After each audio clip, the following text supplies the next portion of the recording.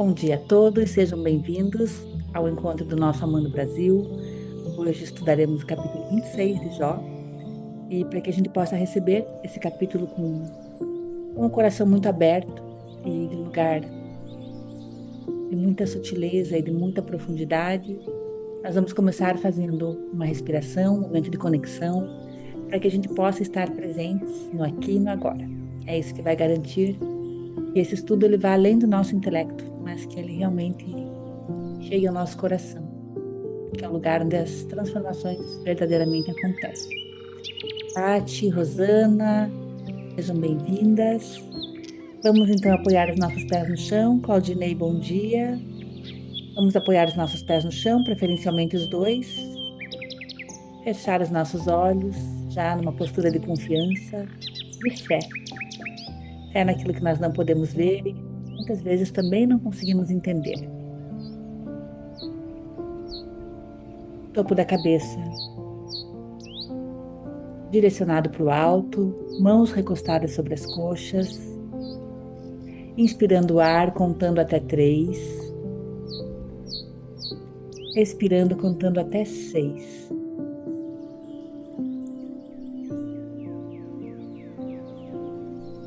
Novamente, inspira, conta até 3,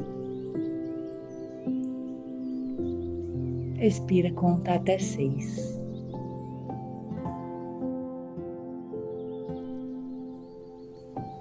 Mais uma vez.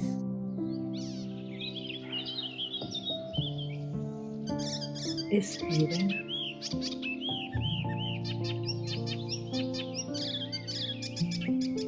Vamos elevar o nosso pensamento ao nosso amado Mestre Jesus, pedindo guiança e sabedoria para o dia de hoje, para que nós possamos adentrar a nossa semana com a nossa fé reativada, fortalecida e agradecendo pela semana que passou, pela semana que chegou até nós com tantas bênçãos, com desafios, pela semana que nos fortaleceu, pela semana que certamente nos trouxe experiências perfeitas para testar a nossa fé e a nossa humildade. Vamos dar um passeio agora pela semana que passou, buscando momentos em que a nossa fé foi testada, em que a nossa humildade foi testada, e em que momento a gente percebeu que deu um salto no escuro, um salto sem entender, sem compreender,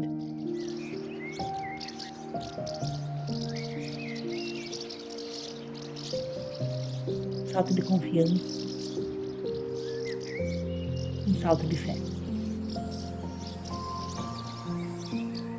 Está buscando na semana que passou esse momento. Pode ter sido uma experiência muito simples, mas que agora, na hora que você para e reflete sobre, você tem um entendimento que foi algo especialmente preparado para você. Uma experiência perfeita, uma experiência divina. Permitiu que ali, naquele momento, a sua fé fosse testada e estabelecida. Pode ter sido uma ocasião em que você já não tinha mais esperança em relação a determinada situação. Pode ser uma experiência que você rejeitou até agora há pouco. Você ainda não tinha aceitado de fato. Pode ter sido uma experiência com você, uma experiência que tenha tocado alguém importante na sua vida, um familiar, um filho, um pai, uma mãe. Mas que aqui e agora você tem um espaço para refletir sobre essa experiência, além do teu desejo, além do medo, espaço para deixar que a sua fé se encarregue de acrescentar essa experiência, permitir que você viva, experiencie tudo aquilo que foi providenciado divinamente para você.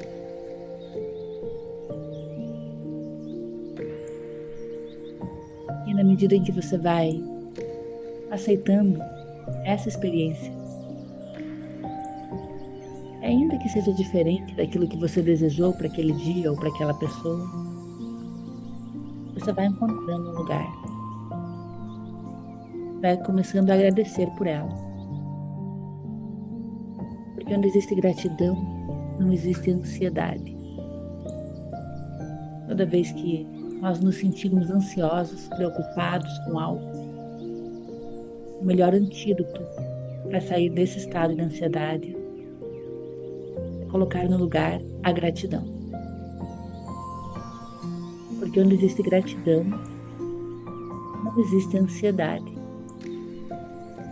Onde existe ansiedade, falta ainda gratidão. Então busque nesse momento a sua experiência de fé na semana que passou, com você ou com alguém muito próximo de você. Peça que Deus agora retire toda a ansiedade e preocupação do teu coração, à medida em que você faz a sua parte, que é encontrar motivos para agradecer por essa experiência. Pode não ser fácil, pode não ser simples, mas essa é a parte que buscar.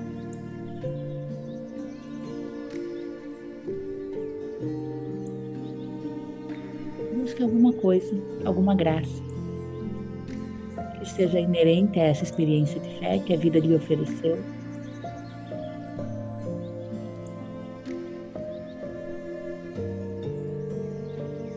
E se ainda assim for difícil encontrar,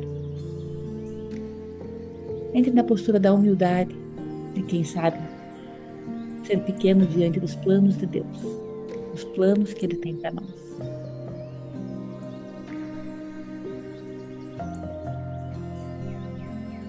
É assim que nós vamos ganhando cada dia mais intimidade, confiança, relacionamento renovado com Deus. À medida em que nós fortalecemos a nossa fé, confiando no propósito divino, sem nem sempre compreender aquilo. Qual é a lição ou a bênção disfarçada que vem por trás daquela experiência.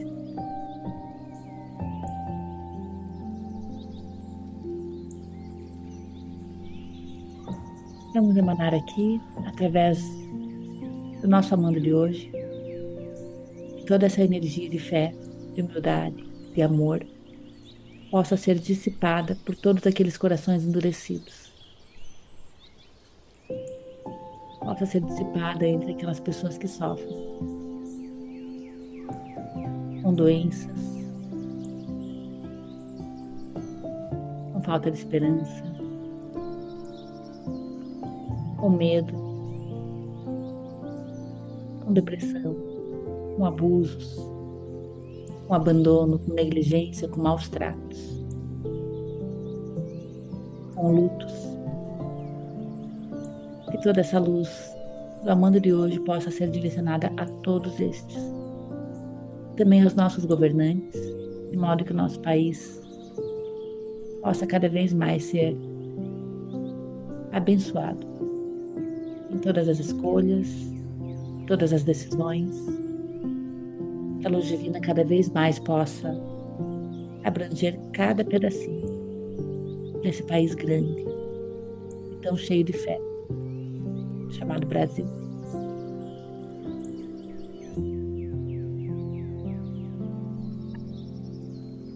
Vá trazendo agora a tua experiência para cá, a tua experiência de fé da semana, a tua experiência de fé com a gratidão. Vá colocando seu sorriso intencional no rosto. Mesmo sem vontade, traga esse sorriso. Essa é a tua parte, essa é a minha parte. E devagarinho vai abrindo os teus olhos, oferecendo aqui o teu melhor, que é o teu semblante aberto para receber a palavra de Jó 26 através do Jean. Muito obrigada, Jean, por estar aqui nos servindo com a Amanda hoje.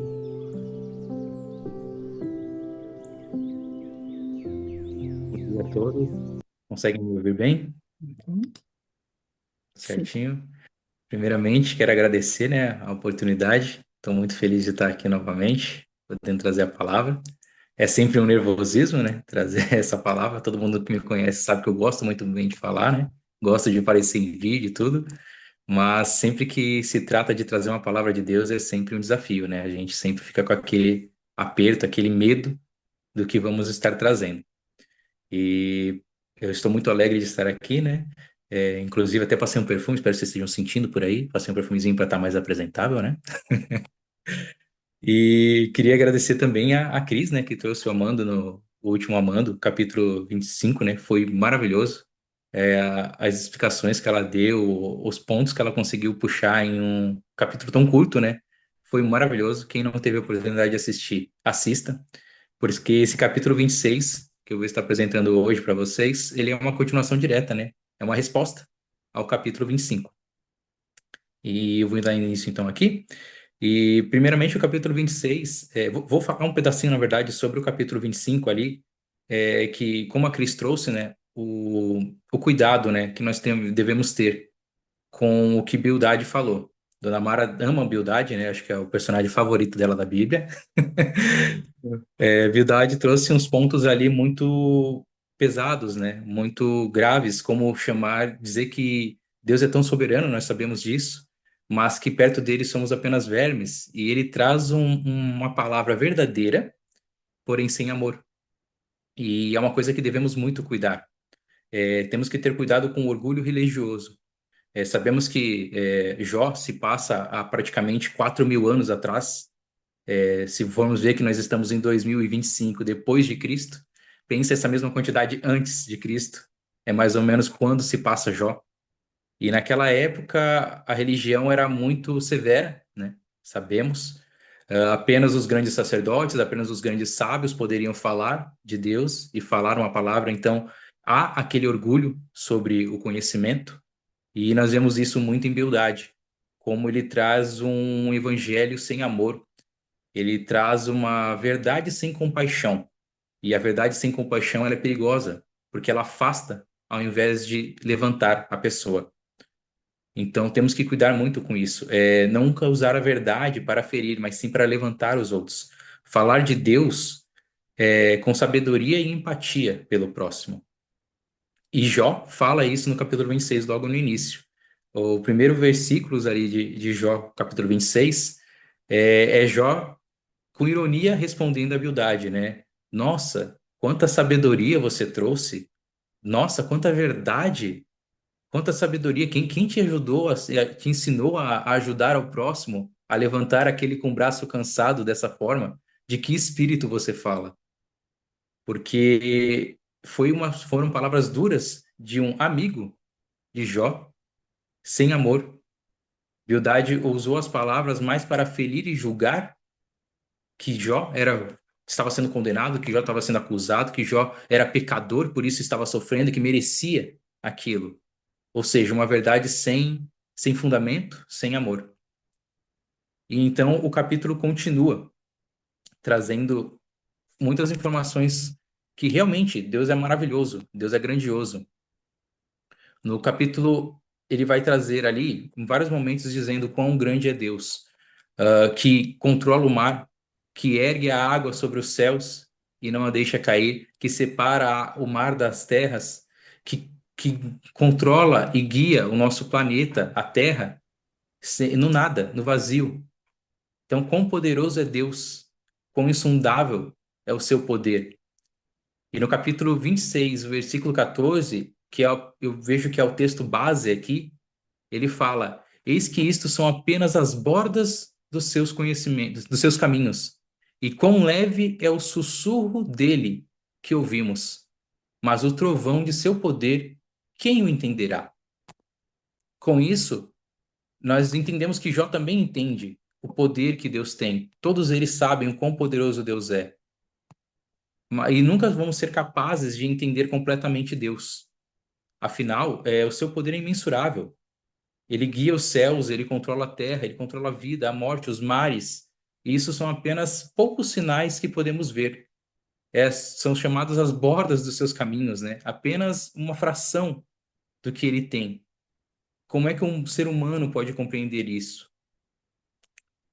Os seus maiores milagres, a natureza e tudo mais, o poder de Deus, é assim só um sussurro. Só que Jó se volta para isso com humildade, com reverência a Deus, ele consegue reconhecer que somente os seus sussurros já são o suficiente. Não depende de nós entender os porquês, mas confiar no quem. E esse quem é o criador de tudo isso. E é essa a diferença da posição de Jó. Jó ele tinha plena convicção de que ele estava correto diante de Deus, que ele estava seguindo os seus princípios de Deus. Por que isso? Porque ele conhecia a Deus.